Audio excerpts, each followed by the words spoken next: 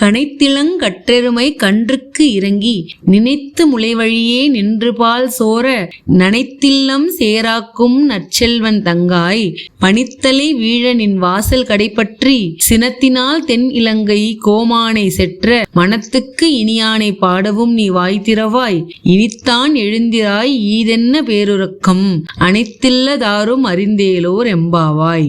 பசியால் கதறித் திரியும் தங்கள் கன்றுகளை எண்ணிய எருமைகள் தங்கள் மடியில் சொரியும் பாலை சிந்தியபடியே அங்குமிங்கும் செல்கின்றன.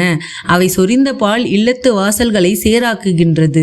அந்த அளவுக்கு விடாமல் பால் சொரியும் எருமைகளுக்கு சொந்தக்காரனான ஆயனின் தங்கையே, கொட்டுகின்ற பனி எங்கள் தலையில் விழ உன் வீட்டு தலைவாசலில் நாங்கள் காத்து நிற்கிறோம். சீதையை கவர்ந்து சென்ற ராவணனின் மீது கோபம் கொண்டு அவனை அழிக்க ராமாவதாரம் எடுத்த கோமகனாகிய அந்த நாராயணனின் பெருமையை பாடுகிறோம். நீயோ இன்னும் பேசாமல் இருக்கிறாய். எல்லா வீடுகளிலும் அனைவரும் எழுந்து விட்ட பிறகும் உனக்கு மட்டும் ஏன் பேருறக்கம்?